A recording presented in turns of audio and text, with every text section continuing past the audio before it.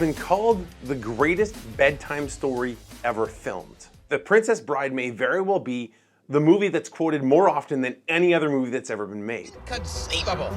You keep using the word. I don't think it means what you think it means. Bye-bye, boys. Have fun storming the castle. Marriage is what brings us together today. My name is Inigo Montoya. You killed my father. Prepare to die. If you've never seen it, let me explain it to you. Let me explain. No, there is too much. Let me sum up. Buttercup is marrying Humperdinck, so all we have to do is get in, break up the wedding, steal the princess, make our escape. There doesn't leave much time for dilly-dally. Now, one notable scene in The Princess Bride takes place when Princess Buttercup has been rescued from kidnappers who plan to kill her by the man she presumes killed the love of her life, the Dread Pirate Roberts. And it sets the stage for this memorable quote. On the high seas, your ship attacked. The Dread Pirate Roberts never takes prisoners. I can't afford to make exceptions. I mean, once word leaks out that a pirate has gone soft, people begin to disobey you, and then it's nothing but work, work, work all the time. You mock my pain. Life is pain, Highness. Anyone who says differently is selling something. Life is pain. I think for many of us, life really can feel this way.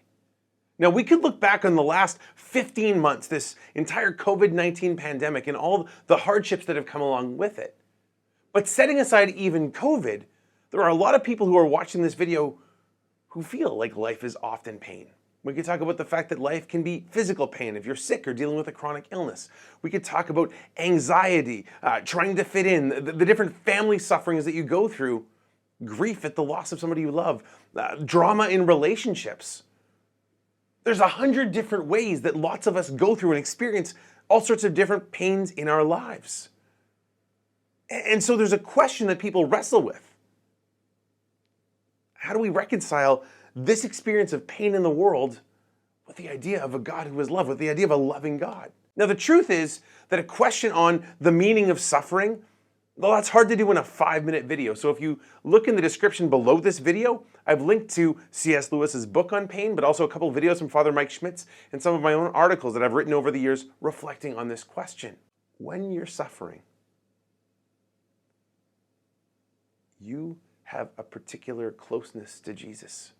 There's a reason that the central image of our faith is the cross. Because at the center of the Christian story isn't Jesus just being a good teacher, but Jesus being the one, the God who steps into our story and endures all of these sufferings because he loves us. But he doesn't just love us enough to enter into the sufferings. He enters into the sufferings and he changes them. He transforms them. The cross isn't a sign of an ancient Roman torture device anymore. The cross is a sign of love and of hope. That whatever we endure, we won't endure forever. Now, this may feel like a small comfort to you if you're somebody who's going through something very difficult right now. It might sound like just words that are being spoken, and I think that's probably fair. I would again encourage you to look in the description below for some of the links that I've put there for you. But I also want you to consider this. There's a scene later in the Gospel of John where Jesus is brought to the situation of some who are suffering tremendously. Mary and Martha are two sisters, friends of Jesus, whose brother Lazarus had gotten ill.